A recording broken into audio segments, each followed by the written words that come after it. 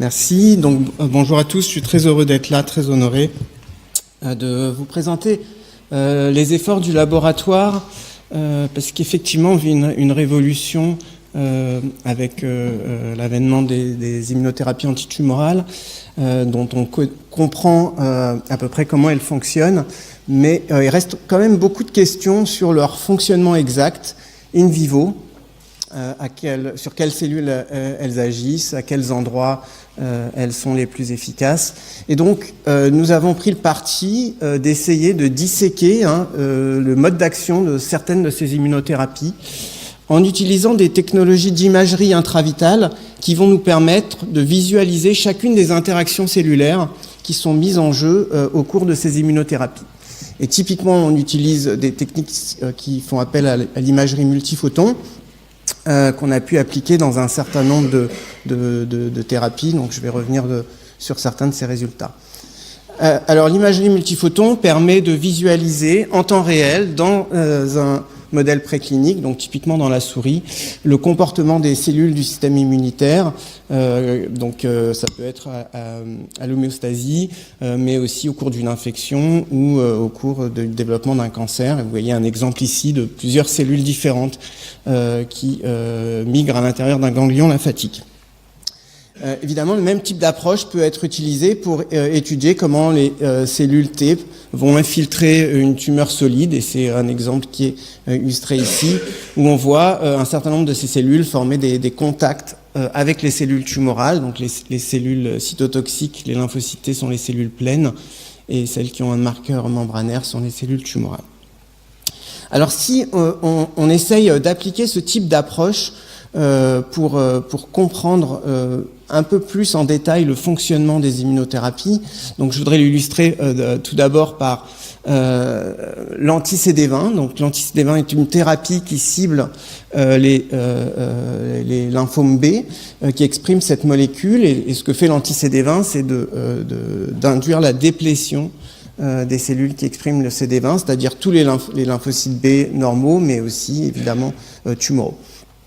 Et donc avec ce type d'imagerie, puisqu'il y avait quand même un certain nombre de questions sur quelles sont les cellules qui médient cette déplétion, on peut ici visualiser dans ce film, donc on a pu imager dans différents organes et se rendre compte que dans le foie, c'était le site de déplétion le plus efficace, et on va voir ici des cellules B qui arrivent, qui circulent dans le foie, et dès qu'on injecte l'anticorps anti-CD20, ces cellules se font attraper, phagocyter, digérées par ces cellules vertes qui sont une population phagocytique du foie qui s'appelle les cellules de Kupfer. Donc on voit ici avec un film très très simple qu'on peut obtenir des informations additionnelles intéressantes au niveau de la cellule unique.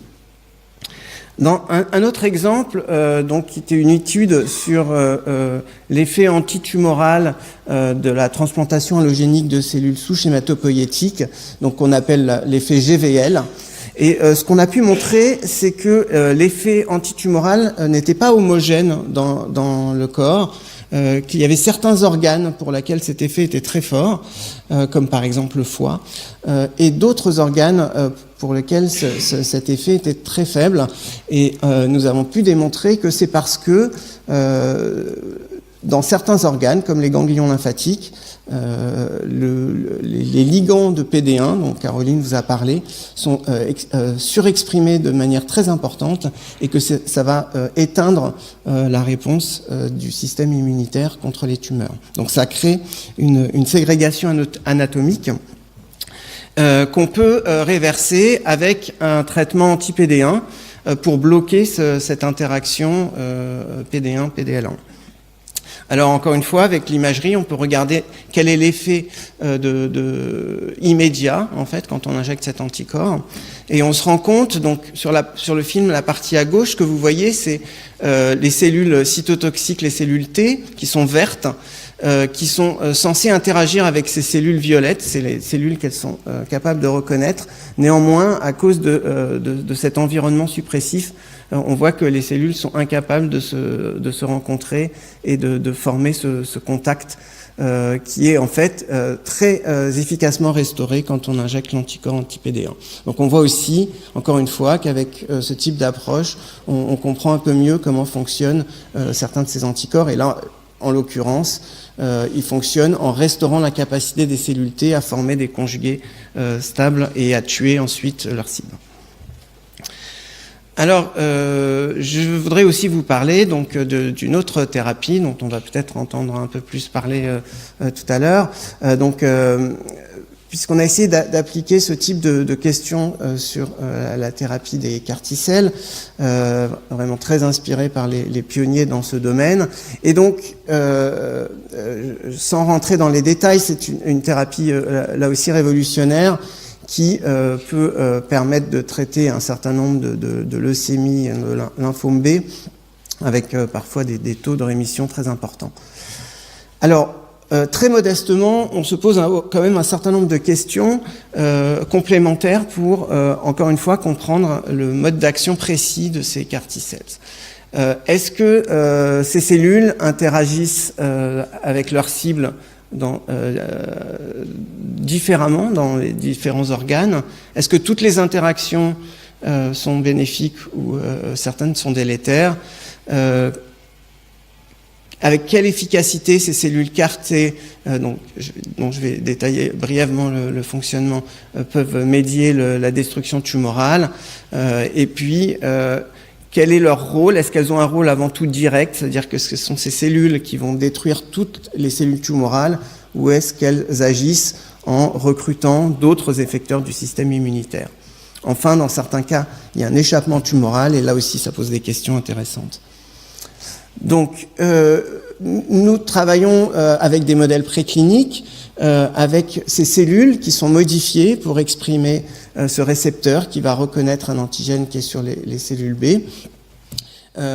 Et puis, ce que nous avons implémenté, c'est une sonde qu'on peut introduire dans nos lymphomes B qui va en fait indiquer quand la cellule tumorale est tuée par une cellule immunitaire, et ça va se refléter par un changement de couleur. Donc je ne vais pas rentrer dans les détails, mais simplement la cellule va passer de blanc à bleu quand elle rentre en apoptose, c'est-à-dire quand elle est tuée par une cellule tumorale.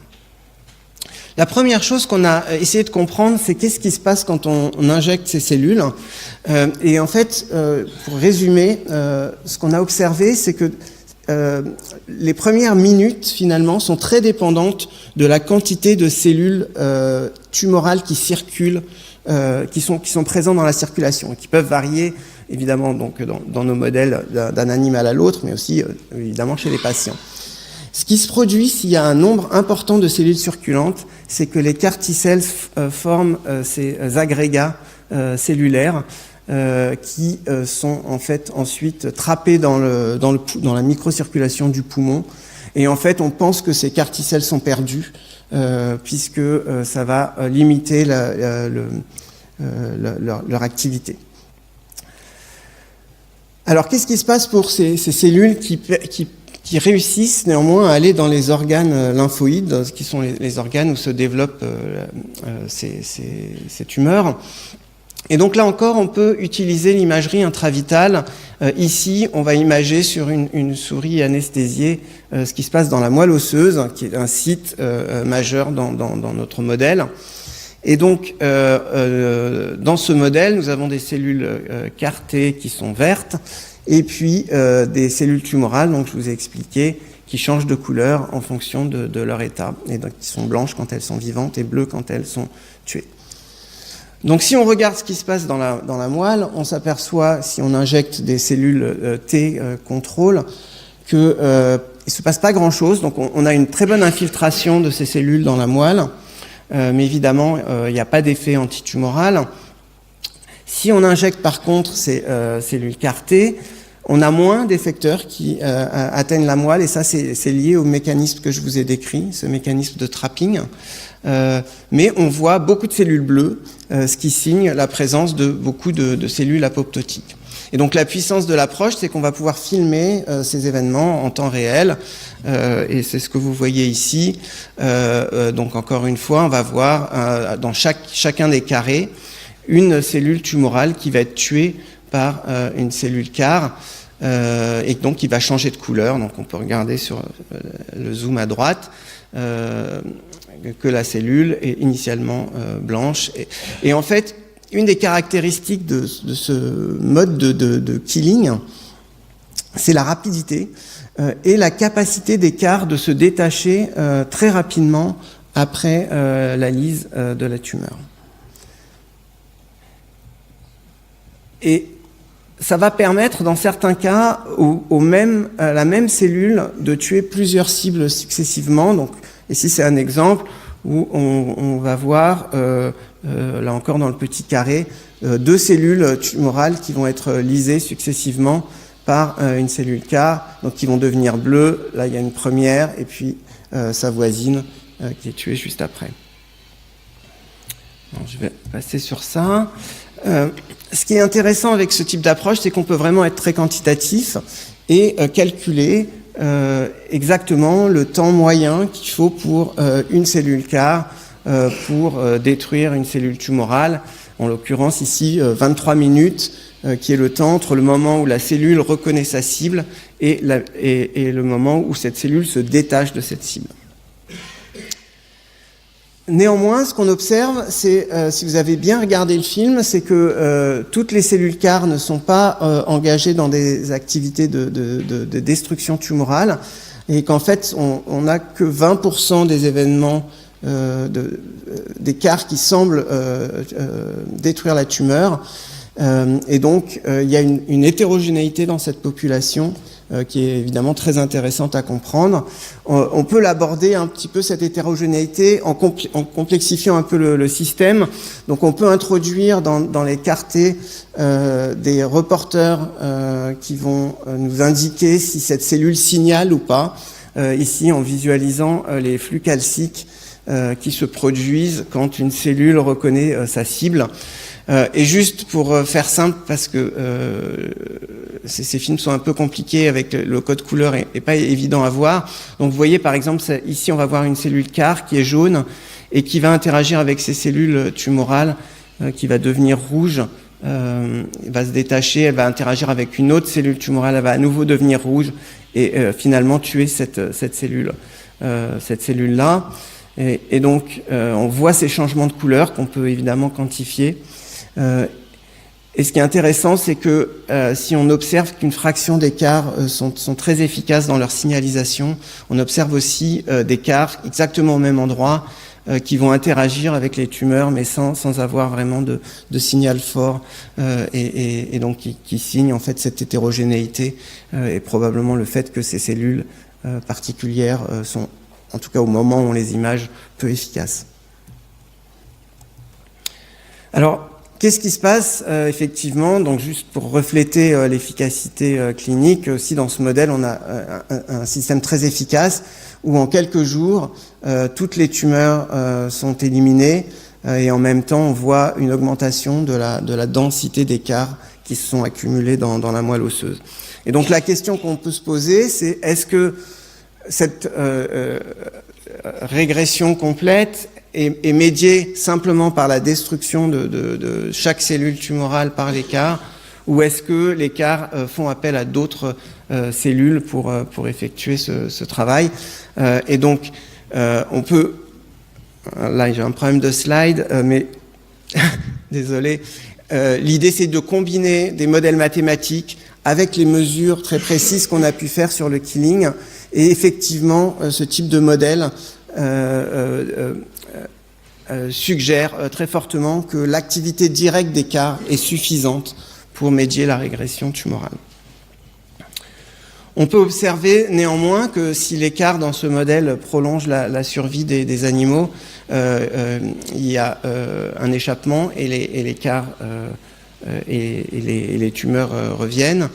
Je voudrais juste mentionner une chose intéressante qu'on a pu observer, c'est l'émergence de cellules qui sont CD19 négatives, c'est-à-dire qu'elles ont perdu l'antigène. donc elles sont potentiellement plus capables d'être reconnues par les CAR, donc ça c'est quelque chose qui se produit aussi chez les patients. L'observation intéressante, c'est que ce type d'échappement ne se produit que dans certains organes. Donc ici, ils vont se produire que dans la moelle et pas dans les ganglions lymphatiques, ce qui suggère que la pression du système immunitaire, la pression de la réponse CAR pourrait être différente d'un organe à l'autre. Et en effet, c'est un certain nombre d'expériences que nous avons fait pour comparer le killing des CAR dans différents organes, suggère que c'est le cas, que les CAR T-cells sont plus efficaces dans la moelle que dans les ganglions lymphatiques, et que ce serait possiblement lié à une expression plus forte des ligands de PD1, donc encore une fois un environnement inhibiteur pour ces cellules. Donc, encore une fois, avec des modèles simples et très modestement, ce type d'approche peut donner un certain nombre d'idées ou de résonances par rapport à des observations cliniques en montrant ces effets, donc notamment de trapping d'écart dans les poumons. Le fait que ces cellules sont hétérogènes mais néanmoins extrêmement efficaces avec des dynamiques de destruction extrêmement rapide qui leur permettent à elles seules d'induire la régression tumorale. Et je souligne aussi qu'il faut pas nécessairement considérer que la réponse est homogène dans tous les organes. Il y a sans doute des différences fines à évaluer et à mieux comprendre. Et je vous remercie. Je remercie évidemment mon équipe qui a contribué à ce travail.